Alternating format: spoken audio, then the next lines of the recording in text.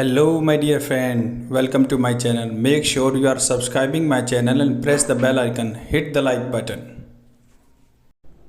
Hello friends, I hope you are doing great.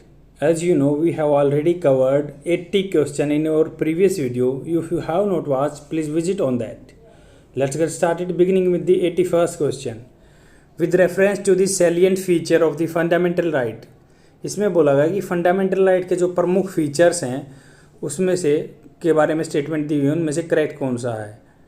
The first statement is they are absolute in nature, मतलब वो पक्के हैं, उनको हटाया नहीं जा सकता। And the court declare restriction on them by unconstitutional, अगर कोर्ट उन पे रेस्ट्रिक्शन लगाता है तो वो अनकॉन्स्टिट्यूशनल होगा, मतलब संविधान के खिलाफ होगा।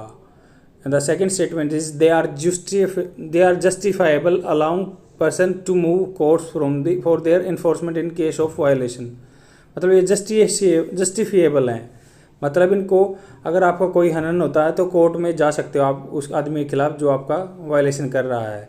And the third one is all fundamental rights are directly enforceable without need of separate legislation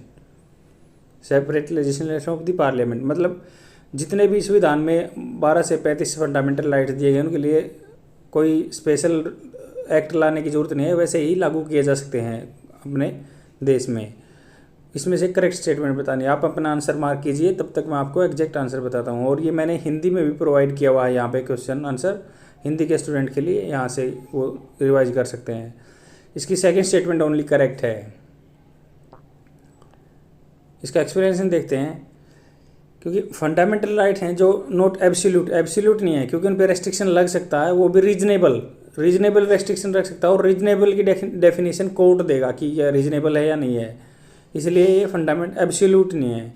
और सेकंड बोला गया कि जो article 32 confers the right to remedies, मतलब कोर्ट में जाने की, अगर आपका फंडामेंटल राइट वायलेट हो रहा तो दिस इज आर जस्टिफाइबल, मतलब जस्टिफाइबल हैं, इनको अगर वायलेशन होने पे कोर्ट में जा सकते हैं। थर्ड स्टेटमेंट इसका इनकरेक्ट इसलिए है क्योंकि कहा गया है कि किसी लेजिस्लेशन की जरूरत नहीं होती इनके इन्फोर्सेबल, मतलब लागू करने के लिए नहीं, कुछ की होती है, जैसे कुछ तो डायरेक्ट लागू होते हैं, बट जैसे एक एक्ट ये है कि मान लो इसमें बोला गया the immoral traffic prevention act 1956, मतलब आर्टिकल 23 में बोला गया है कि जो बच्चों को है फोर्स लेबर नहीं करानी है तो उसको डायरेक्ट लागू नहीं कर सकते, उसके लिए लेजिस्लेशन बनाया, या क्या है, इमोरल ट्रैफिक प्रिवेंशन एक्ट 1956, तभी ये एक्ट लागू हुआ है। तो इसलिए ये इसके लिए कुछ के लिए लॉ बनाने पड़ते हैं, सब के लिए लॉ नहीं बनाने पड़ते। नेक्स्ट क्वेश्चन देखते हैं, 82nd question. On which of the following grounds an elected representative can be disqualified as per the provision of the 10th schedule of the Indian constitution. ये अपना 10th शेड्यूल है जो 10वीं सूची है, उसमें बोला गया कि जो मान लो कोई भी पॉलिटिकल पर्सन है वो अपनी पार्टी बदलता है तो उसको डिस्क्वालिफिकेशन के लिए बोला गया है। और ये 85 में जब हुआ था कि हरियाणा में एक बहुत बड़ा मतलब पॉलिटिशियन थे, वो हमेशा आया राम गया राम उनके नाम से बहुत प्रसिद्ध है, क्योंकि वो उन्होंने एक सप्ताह में कई पार्टी बदल दी थी, तो उसके बाद ये लेजिस्लेशन आया था। इसमें स्टेटमेंट दी हुई है, an independent member joins a political party, मतलब कोई इंडिपेंडेंट मेंबर है, अकेला उठा है, अकेला उम्मीदवार है और वो जीत गया है, क्या वो पॉलिटिकल पार्टी उसके बाद इन्वॉल्व होना चाहता है या पॉलिटिकल पार्टी ज्वाइन करना चाहता है तो वो डिस्क्वालीफाई होगा। Second statement, if a nominated member joins a political party with in the 6 months of the their nomination, मान लो कुछ क्या इलेक्टेड होते हैं, कुछ नॉमिनेटेड होते हैं ना, तो नॉमिनेटेड के बंदे जो हैं वो 6 महीने के अंदर पार्टी ज्वाइन कर सकता है, तो क्या वो डिस्क्वालीफाई होगा। And third one is convicted for the more than 2 years of jail term in court of law, जैसे ही कोई मंत्री बना हुआ अगर उसको लगातार 2 साल से ज़्यादा की जेल हो जाती है तो क्या वो डिस्क्वालीफाई होगा। इसमें पूछा गया 10th शेड्यूल में जो बातें लिखी गई हैं। अपना आंसर मार्क कीजिए, मैं आपको आंसर करेक्ट बताता हूँ। इसका फर्स्ट ओनली करेक्ट आंसर है। एक्सप्लेनेशन देखते हैं, इसमें देखो क्या बोला गया है कि 10th शेड्यूल 1992 में आया था, जब 85 में ये बात हो गई थी कि बहुत बंदे, जैसे आया राम गया राम के नाम से फेमस है बंदा, तो उसने बहुत सारी पार्टियां चेंज कर दी थी, तभी लेजिस्लेशन में 1992 में सोचा गया कि भाई ये पार्टी बदलते रहेंगे, इसके लिए कोई रूल लेके आना चाहिए। अगर कोई भी इंडिविजुअल बंदा है जो अकेला उम्मीदवार अपने पार्टी की सीट अकेला लड़ा है और वो जीत गया, अगर वो पार्टी ज्वाइन करना चाहता तो डिस्क्वालीफाई होगा। और जो नॉमिनेटेड है, मान लो किसी पार्टी ने उसको नॉमिनेट किया, जैसे अभी जयशंकर जो हमारे एक्सटर्नल मिनिस्टर हैं वो नॉमिनेटेड हैं, उसको with in 6 month party join करनी है, नहीं तो डिस्क्वालीफाई हो जाएंगे वे। अगर 6 मंथ के बाद कोई पार्टी ज्वाइन करते हैं तो उसके लिए डिस्क्वालीफाई हो जाएंगे वो। और थर्ड स्टेटमेंट में बोला गया कि जो 10 शेड्यूल में बोला गया था कि अगर 2 साल से ज़्यादा किसी को उसके टर्म में जेल हो जाए तो उसको डिस्क्वालीफाई नहीं होगा। वो 10 शेड्यूल में बात नहीं लिखी, डिस्क्वालीफाई तो होगा, बट उसके लिए रूल बनाया गया पार्लियामेंट में, द पीपल रिप्रेजेंटेशन ऑफ 1951, उसके अकॉर्डिंग वो डिस्क्वालीफाई होगा, पर वो 10 शेड्यूल में ये बात लिखी नहीं हुई है। नेक्स्ट क्वेश्चन देखते हैं, 83rd question, with reference to the tribal advisory council which of the following statements correct. Tribal होता है जो अनुसूचित जनजाति होते हैं, उनके एडवाइजरी काउंसिल होती है, जहाँ पे भी ट्राइबल एरिया है, जो शेड्यूल एरिया बोलते हैं उनको, तो वहाँ पे काउंसिल बनाई जाती हैं, मतलब कुछ मेंबर इकट्ठे होते हैं, उनकी प्रॉब्लम सुनते हैं, उसको ही काउंसिल बोलते हैं। Not more than 50% reservation can be given to schedule tribe, मतलब वहाँ के लोकल आदमियों के लिए बनाई तो होती है, 50% रिजर्वेशन बोलते हैं, नहीं उसमें 3/4 रिजर्वेशन होता है, मतलब 3% तो ट्राइबल होंगे और 1 पोर्शन बाहर से भी हो सकते हैं। And president can make regulation for piece and good governance for tribal advisory council, मतलब प्रेसिडेंट रूल बनाता है क्या इनके पीस एंड गुड गवर्नेंस के लिए। आपको करेक्ट स्टेटमेंट बताना, आप अपना आंसर मार्क कीजिए, तब तक मैं आपको एग्जैक्ट आंसर बताता हूँ। इसका बाकी मैंने हिंट दे दिया कि फर्स्ट आंसर तो इसका दोनों ही गलत है, फर्स्ट एंड सेकंड। एक्सप्लेनेशन देखते हैं कि जो भी शेड्यूल एरिया हो वहाँ पे काउंसिल बनेगी, ये इसमें ये बात लिखी हुई है, जो भी शेड्यूल एरिया हैं उनमें काउंसिल बनेगी, ठीक है। काउंसिल बन गई शेड्यूल ट्राइब काउंसिल, तो उसमें क्या 3/4 मेंबर होंगे ट्राइबल एरिया के ही आदमी होंगे, वहाँ के लोकल आदमी होंगे, तभी तो वो अपने प्रॉब्लम बता पाएंगे और समझ पाएंगे। और सेकंड स्टेटमेंट इसलिए इनकरेक्ट है क्योंकि बोला गया इसमें गवर्नर डिसीजन लेता है उनके पीस एंड क्लोज के लिए, ना कि प्रेसिडेंट रहता है, क्योंकि गवर्नर उस स्टेट में रहता है तो वही उसका रेख देख करता है। नेक्स्ट क्वेश्चन देखते हैं, अगर आपका आंसर गलत हो रहा है तो कोई दिक्कत नहीं है, आप सीख के जा रहे हो। अगर आपको यहाँ चीज़ें याद रहेंगी तो आप पक्का एग्जाम सेंटर में अच्छे से और कर पाओगे, और आपको मेरी बातें याद आएंगी जो मैं यहाँ पे बोल रहा हूँ। ये चीज़ मेरे साथ भी हुई है, मैंने भी ऐसे ही प्रैक्टिस की है, और जब मैं पेपर देता था तो मुझे जो टीचर की बात सुनता था वो हमेशा याद आती है, वही लास्ट टाइम पे आपको कन्फ्यूजन से बाहर निकालती हैं। 84th question, consider the following statements regarding open sky treaty. ये रिसेंटली न्यूज़ में थी ओपन स्काई ट्रीटी, क्योंकि रसिया और ये बोल रहे थे कि यूएसए बोल रहा था कि रसिया बार बार वायलेशन कर रहा है टर्म्स का, इसलिए मैं निकलना चाहता हूँ इससे। तो इसके बारे में बोला गया any member of the United nation can join treaty. And second statement, under the treaty A member can spy on any part of the host nation with the letters consent, मतलब कोई भी है देश दूसरे पे स्पाई जासूसी कर सकता है, पर उसके कंसेंट के थ्रू रेकी कर सकता है अपने प्लेन से। India joined as a member of the treaty in 2006, which of the following is correct. आप अपना आंसर बताइए, इनमें से कौन ठीक है। क्या इंडिया ने 2006 में ये ज्वाइन कर लिया था? सेकंड ओनली इसका करेक्ट आंसर है। एक्सप्लेनेशन देखते हैं, इसमें बोला गया कि ये स्टोरी न्यूज़ में क्यों है, क्योंकि रिसेंटली यूएसए बोला कि मैं तो ओपन स्काई ट्रीटी से बाहर निकल रहा हूँ, क्योंकि रसिया ने बार बार फ्लैग्रेंटली कई बार प्रत्यक्ष रूप से इसका वायलेशन किया हुआ टर्म्स का। अब फर्स्ट और 3 इनकरेक्ट इसलिए क्योंकि ये यूनाइटेड नेशन की कोई पॉलिसी नहीं है, नेटो की है। यूनाइटेड नेशन के मेंबर की कोई वो नहीं है, नेटो के जो मेंबर हैं उन्होंने ओपन स्काई ट्रीटी बनाई हुई थी, और ये वारशा पैक्ट भी बोलते हैं इसको, वारशा पैक्ट कंट्रीज़ हैं। तो ये क्या है, 1992 में साइन हुई थी ट्रीटी। आप इसको ऐसे याद रख सकते हैं कि जब 1992 में 10 शेड्यूल आया तभी ये ओपन स्काई ट्रीटी हुई थी। ओपन स्काई का क्या मतलब है? खुला आसमान है, आप दूसरे की देश की परमिशन लेके उसकी जगह देख सकते हैं कि उसके सैनिक कहाँ हैं, क्योंकि नेटो एक क्या स्ट्रेटेजिक अलायंस है। मान लो एक पे अटैक होगा तो सब इकट्ठे आ जाएंगे। यूरोपियन यूनियन का जो डेवलप कंट्री है यूरोपियन यूनियन के, उनका एक अलायंस है, इकट्ठे हो रखे हुए।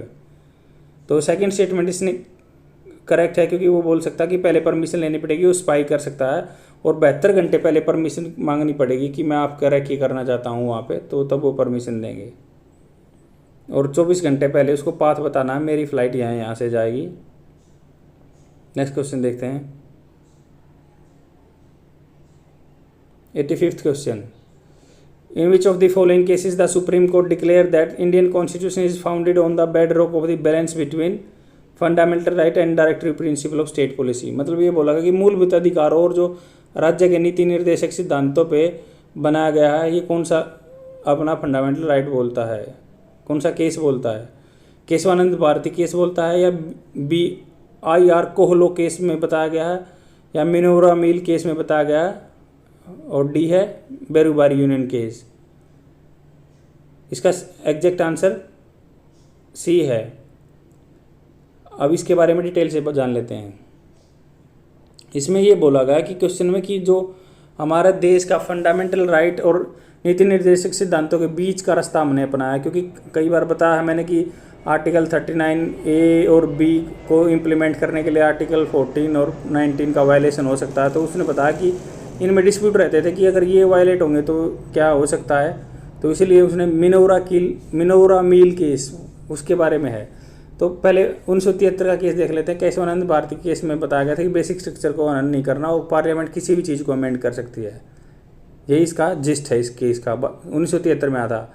जो IR कोहलो केस है, इसी ने इसी बात को प्रोपोनेंट किया था कि मतलब जो मान लो 1973 में केशवानंद भारती केस में आई बात वही है कि ये 2007 में केस आता है कि 9 शेड्यूल के बारे में। 9 शेड्यूल क्या होता है? नॉमिनी सूची होती है जो गवर्नमेंट को जिस पे जुडिशियल रिव्यू नहीं देना होता, उस लॉ को 9 सूची में डाल देता है कि उसको कोर्ट डिसीजन नहीं ले सकता इस पर। बट क्या है इसमें कि जो इसने ही बोला कि जो बेसिक स्ट्रक्चर का पार्ट ये है कि जुडिशियल रिव्यू बेसिक स्ट्रक्चर का पार्ट है और उसका पक्का अवलोकन होगा, नई अवलोकन होगा, देखा जाएगा कि ये ठीक है पैरामीटर पे या नहीं है। यही IR कोहलो केस 2007 में भी यही बात बोली गई थी। और ये सी आंसर हमारा करेक्ट है, क्योंकि ये जो बोला गया कि बेसिक स्ट्रक्चर नहीं, जो मान लो फंडामेंटल राइट्स और directory principle of state policy के बीच का हमें रास्ता चुनना है, ना तो इनको भी लागू करना है और फंडामेंटल राइट्स को भी लागू करना है। ये 1980 में केस आया था। ये सारे सुप्रीम कोर्ट के केस हैं। और डी इसका आंसर इसलिए इनकरेक्ट है क्योंकि वो सी का आंसर करेक्ट है इसका। ये बाकी बेरूबारी केस क्या होता था? इंडिया और बांग्लादेश के बीच में कुछ टेरिटरी थी, टेरिटरी को लेना देना करना था। तो वो बोल रहे थे बांग्लादेश में वहाँ पे रहने वाले आदमियों को कि जो ये टेरिटरी हैं ये आपकी इंडिया की हैं, तो यहाँ पे आदमी रह रहे हैं वो इंडिया के हैं, और यहाँ पे कुछ इंडिया में उनकी कुछ हिस्से थे कि वो बांग्लादेशी आदमी रह रहे थे और वहाँ की बांग्लादेश की टेरिटरी थी। अब ये 2014-15 में उसका सॉल्यूशन हुआ है कि तब को उसमें हमने आपस में टेरिटरी एक्सचेंज किए हैं। बाकी इसको एक अमेंडमेंट काउंट नहीं किया जाता। तो इसमें क्या है, बेरूबारी केस में बोला गया कि जो आर्टिकल 1 में बोला गया भारत जो यूनियन ऑफ स्टेट्स है कि सेसेशन ऑफ पार्टी को टेरिटरी को इसमें काउंट नहीं किया जाता। इसके लिए हमें आर्टिकल 360 अंडर लॉ बनाना पड़ेगा, तभी हम किसी को अपनी टेरिटरी को दे सकते हैं। नेक्स्ट क्वेश्चन देखते हैं।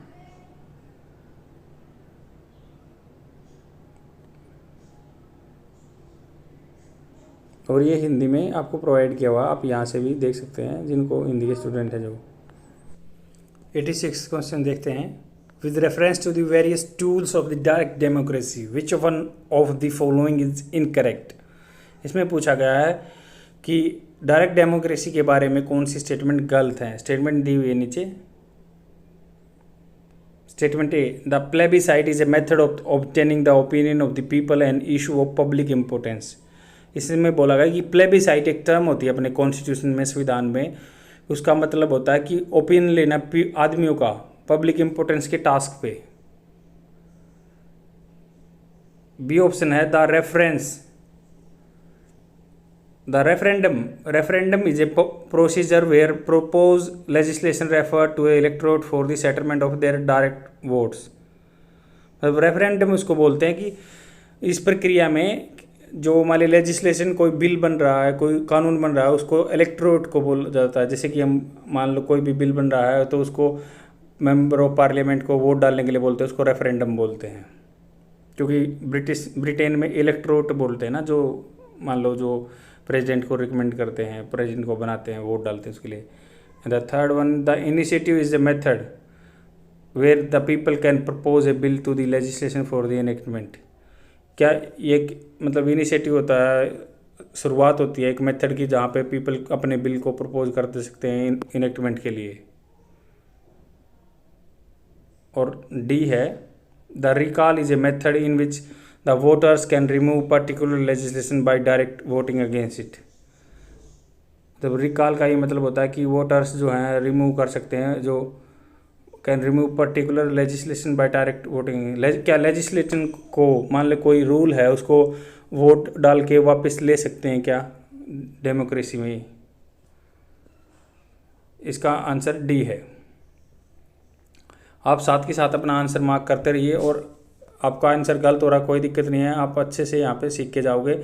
और यहाँ पे गलती करोगे तो आपको एग्जाम पेपर में बिल्कुल याद रहेगा, पर खुद से अटैम्प्ट जरूर करना क्वेश्चन। प्लेबिसाइट, रेफरेंडम और रिकॉल इनिशिएटिव, ये मैं टर्म आपको समझाता हूँ। प्लेबिसाइट क्या होता है, रेफरेंडम क्या होता है, रिकॉल क्या होता है, एंड इनिशिएटिव क्या होता है।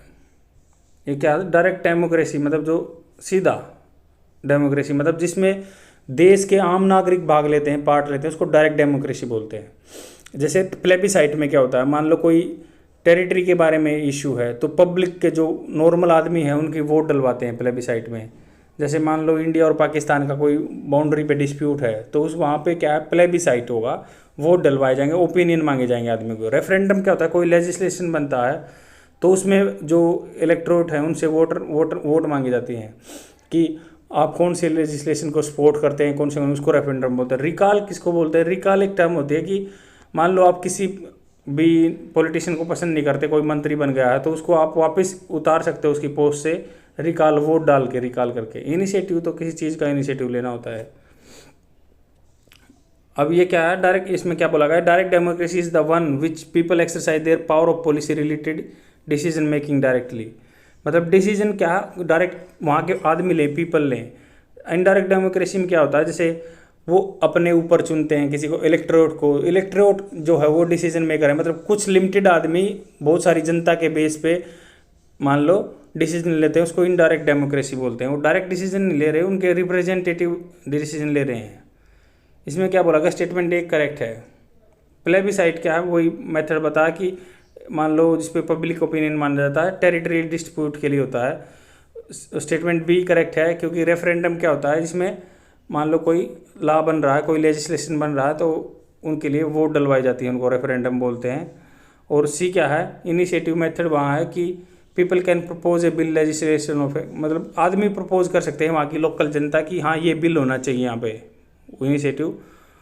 और डी क्या है, इनकरेक्ट है, उसमें इनकरेक्ट पूछा गया था। डी इनकरेक्ट इसलिए है, रिकॉल का इसमें मेथड है कि जो मान लो एक्सपायरी से पहले उसकी जो भी एमपी एमएलए को वापस उतारना, क्योंकि जैसे ही मान लो शत्रुघ्न सिन्हा के साथ हुआ था या गोविंदा के साथ भी बोल रहे थे कि वो एमपी बन गए थे, वहाँ से उनको निकालने के लिए आदमी रिकॉल की वोट डाल रहे थे, बाकी हुआ नहीं वो। नेक्स्ट क्वेश्चन देखते हैं, और ये हिंदी में भी प्रोवाइड किया हुआ है क्वेश्चन आंसर, आप यहाँ से ही पढ़ सकते हैं अगर आप हिंदी के स्टूडेंट हो तो। 87th question, consider the following pairs related to the modification of the state of national boundaries. मतलब इसमें बोला गया है कि स्टेटमेंट दी हुई है कि स्टेट और नेशनल की बाउंड्री को अमेंडमेंट कैसे कर सकते हैं, उनको चेंज कैसे कर सकते हैं, मॉडिफाई कैसे कर सकते हैं, उसके बारे में स्टेटमेंट दी हुई है। जैसे मान लो ये एक में सीरियल नंबर है, एक में मॉडिफिकेशन है, और उसमें कॉन्स्टिट्यूशन का संविधान में क्या प्रोविजन है। जो फर्स्ट है क्रिएशन ऑफ न्यू स्टेट और alteration of the state boundaries, मतलब क्या तो एक नया स्टेट बनाएं या उसकी बाउंड्री चेंज करें, तो क्या उसके लिए एग्जीक्यूटिव एक्शन काफ़ी है। मतलब एग्जीक्यूटिव का होता है जो प्रेजेंट में गवर्नमेंट होती है, बस वो एक छोटा सा ऑर्डर डिस्क्राइब कर देती है कि हाँ इस ऑर्डर से ये जो है स्टेट की बाउंड्री चेंज हो जाएगी या उसका अल्ट्रेशन हो जाएगा, न्यू स्टेट या नया स्टेट बन जाएगा देश में से कट के, या उसी स्टेट में से कट के दूसरा स्टेट बन जाएगा, जैसे झारखंड वगैरह बिहार से बने हुए हैं।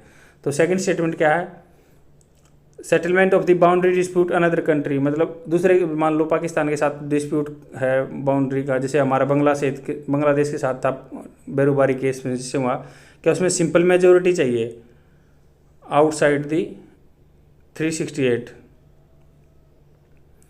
और थर्ड ऑप्शन है क्या, cessation of the territory to the another country, मतलब किसी देश को अपनी हिस्सा या पोर्शन देना तो उसके लिए स्पेशल मेजोरिटी चाहिए अंडर आर्टिकल 368। अपना करेक्ट आंसर बताइए, जो कौन सा पेयर करेक्ट मैच कर रहा है। इसका करेक्ट आंसर थर्ड है, थर्ड अकेला मैच कर रहा है और फर्स्ट और सेकंड गलत हैं। एक्सप्लेनेशन देखते हैं। इसमें ये बोला गया कि आर्टिकल 2 और 3 में बताया गया है कि भाई जिसमें भी स्टेट, क्योंकि बोलते हैं ना कि India sell the country of the united of the state, मतलब यूनियन ऑफ स्टेट्स है, India sell the Bharat union of state article 1 में। आर्टिकल 2 में क्या बोला गया, स्टेट की बाउंड्री वगैरह के बारे में। जैसे आर्टिकल 370 हटाया था तब ये आर्टिकल 2 बहुत उसमें था और 3 भी था, क्योंकि इनमें ही अगर मान लो स्टेट की बाउंड्री चेंज करते हैं या उसमें अल्ट्रेशन करते हैं, नेम चेंज करते हैं, आर्टिकल 2-3 में हमें अमेंडमेंट करना पड़ता है। तो ये बोला गया कि पेयर जो 1 है इनकरेक्टली मैच इसलिए है, आर्टिकल 2-3 में constitution has given power the parliament to establish new state, मतलब इसने पार्लियामेंट को पावर दी हुई है न्यू स्टेट एस्टैब्लिश करने की या नेम चेंज करने की। तो इसमें क्या है, थ्रू सिंपल मेजोरिटी आउटसाइड 3, मतलब सिंपल मेजोरिटी चाहिए। Article in case of the outside 368, मतलब सिंपल मेजोरिटी क्या होता है, प्रेजेंट एंड वोटिंग, बस सिंपल मेजोरिटी। और इसमें क्या है, पहले प्रेसिडेंट अप्रूवल होता है। मान लो कोई डिस्प्यूट होता है, मान लो जैसे अब आर्टिकल 370 जैसे ही चेंज हो गया, उसका नाम चेंज हो गया, बाउंड्री चेंज हो गई, तो सिर्फ सिंपल मेजोरिटी चाहिए, प्रेजेंट एंड वोटिंग +1। जितने मान लो प्रेजेंट है सभा में उसी का आधे से एक ज़्यादा कर लेंगे तो वो बिल पास हो जाएगा, और आर्टिकल 2 और 3 में अमेंडमेंट करके। और ये पेयर 2 इसलिए इनकरेक्ट है क्योंकि ये बोला गया कि सुप्रीम कोर्ट ने 1969 रूल में बताया गया था कि इंडिया और अनदर कंट्री के बीच में डिस्प्यूट है तो it can be done executive action, it does not involve session of the Indian territory. मतलब अगर मान लो कोई इंडिया और पाकिस्तान के बीच में डिस्प्यूट है तो उसके लिए अमेंडमेंट करने की जरूरत नहीं है, वो सेटलमेंट कर लेंगे, बस वो एग्जीक्यूटिव ऑर्डर की तरह है, बस जो प्रेजेंट गवर्नमेंट है वो ही एक लॉ बना देगी, उसी में हो जाएगा, पार्लियामेंट में रूल बनाने की जरूरत नहीं है। और थर्ड इसलिए करेक्ट है क्योंकि बैरूबारी केस हमारा बांग्लादेश के साथ था, क्योंकि जो कुछ पोर्शन हमारा आइलैंड थे वो बांग्लादेश के पास थे या उनके जो हमारे पास थे, हम चेंज हुआ तो उन्होंने क्या किया, parliament to diminish the area of state, मतलब कम करना अंडर आर्टिकल 3। आर्टिकल 3 में लिखा गया संविधान में कि मान लो हम अपने स्टेट का एरिया कम कर सकते हैं, तो इसमें बोला गया कि इसमें इंडियन टेरिटरी को सेसेशन मतलब दूसरे देश को देने का प्रोविजन नहीं आर्टिकल 3 में। Hence Indian territory can be ceded foreign state only by amendment constitution article 368। मान लो आर्टिकल 368 में स्पेशल मेजोरिटी चाहिए तभी ये हमारा चेंज होगा। नेक्स्ट क्वेश्चन देखते हैं। और मेजोरिटी मैंने एक दिन अच्छे से क्लास ली हुई है उसकी मेजोरिटी की, और प्रीवियस वीडियो में कि कौन कौन सी मेजोरिटी होती है, सिंपल मेजोरिटी होती है, एब्सोल्यूट मेजोरिटी होती है, स्पेशल मेजोरिटी के 4 टाइप होते हैं, ये मैंने अच्छे से समझाया हुआ। आपको अगर कोई डाउट है तो प्रीवियस वीडियो देखो, आपको पॉलिटिकल साइंस के बारे में सब क्लियर हो जाएगा। और मैंने हिस्ट्री के भी वीडियो वहाँ पे अपलोड किए हुए हैं, आप हिस्ट्री की लिस्ट में भी जाके हिस्ट्री को पढ़ सकते हैं।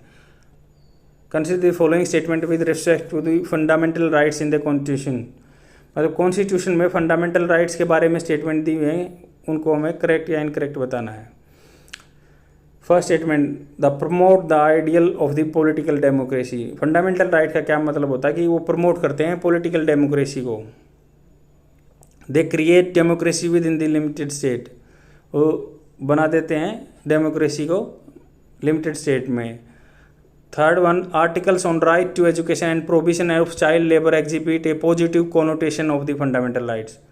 मतलब ये कोनोटेशन होता है कि इससे क्या झलकता है, मतलब इसका क्या हमें इससे झलकता है, क्या दिखाई देता है। Article of right to education provision of the child labour a positive connotation of the fundament, मतलब जो बोला गया कि आर्टिकल 23 में बोला गया कि जो provision of the child labour 24 में, आर्टिकल 24 में है जो प्रोविजन चाइल्ड लेबर को रोकने के लिए, क्या पॉजिटिव कोनोटेशन है या नेगेटिव कोनोटेशन है।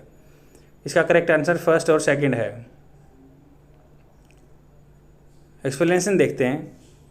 इसमें बोला गया कि the fundamental rights promote the idea of political democracy, क्योंकि हमारे पास फंडामेंटल राइट है, वोट देने का अधिकार भी हमारा एक राइट है, तो इसलिए हम कहते हैं कि ये फंडामेंटल पॉलिटिकल पार्टीज़ का हमारे पर कोई प्रेशर नहीं, इसलिए बोलते हैं पॉलिटिकल डेमोक्रेसी है ये फंडामेंटल राइट्स के थ्रू। मान लो राइट टू लाइफ डिग्निटी ये है और राइट टू वोट है, तो ये फंडामेंटल राइट हैं, तो हमें क्या है, हम आराम से लाइफ जी सकते हैं। पॉलिटिकल डेमोक्रेसी है, आदमी अपना पॉलिटिकल डिसीजन ले सकता है।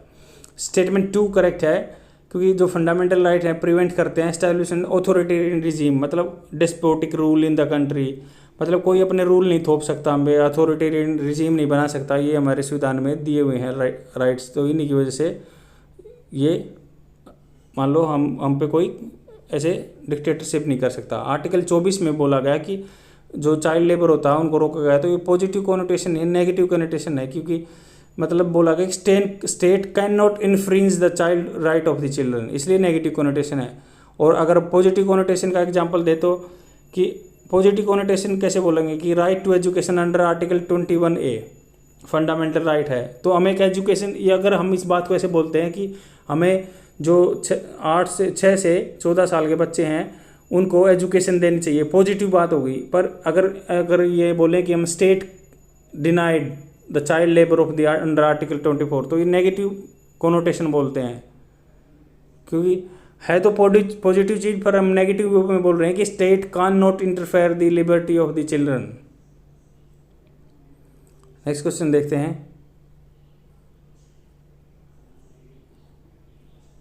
89th question, with reference to the recently launch defence testing infrastructure scheme consider the following statement.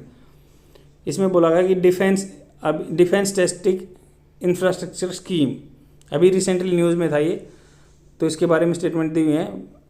It's objective is to set up defence testing facility with the help of the private sector.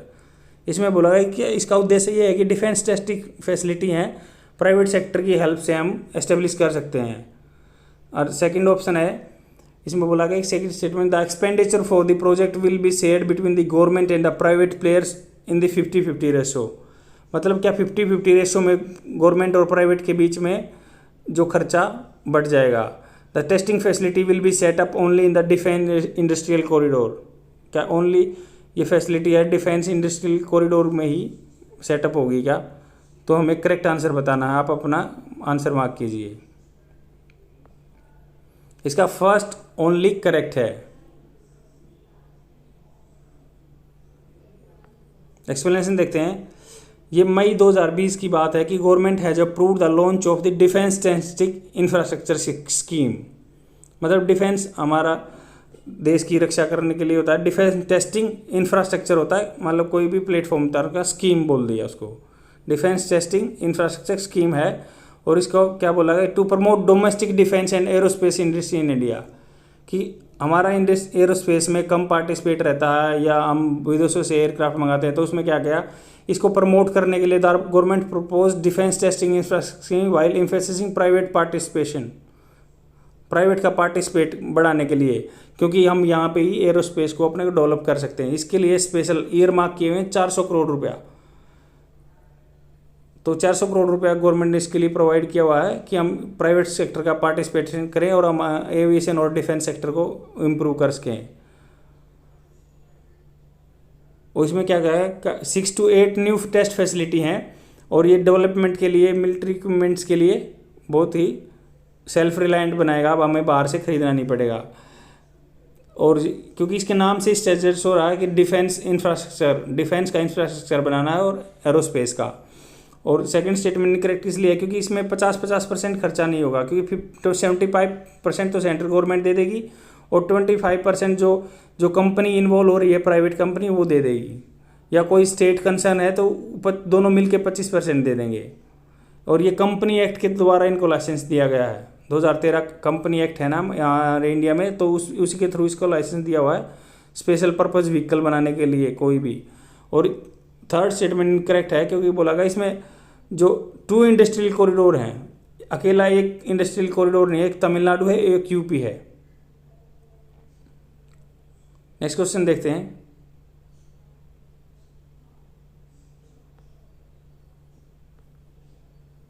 Nineteenth question, with reference to the adjudication in the interstate river water dispute consider the following statement.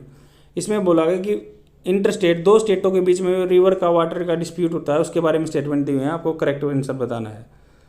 जो हमारा संविधान है, has granted power the parliament to make law the adjudication of the interstate water dispute.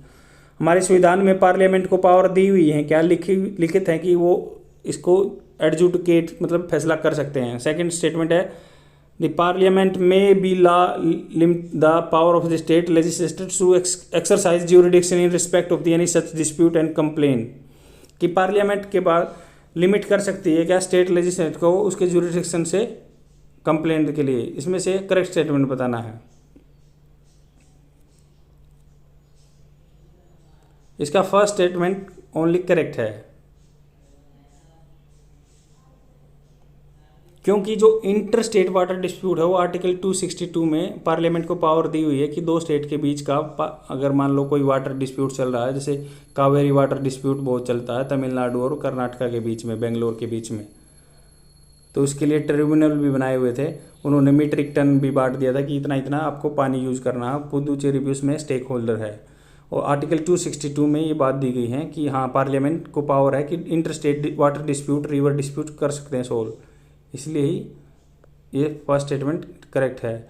Second statement correct इसलिए है क्योंकि ना तो supreme court और ना ही other court is exercise jurisdiction in respect of the any dispute और complain, ना तो सुप्रीम कोर्ट डिसीजन ले सकता है इसमें और ना ही अदर कोई स्मॉल कोर्ट डिसीजन ले सकता। खाली पार्लियामेंट आर्टिकल 262 के अंदर रूल बनाएगी और वही ज्यूरिडिक्शन ले सकते हैं। इसके लिए ट्रिब्यूनल भी बना था, inter state water dispute tribunal, अब उसको भी अबोलिश करने जा रहे हैं क्योंकि वो कुछ बेनिफिट नहीं दे रहे थे, ये पीछे न्यूज़ में था।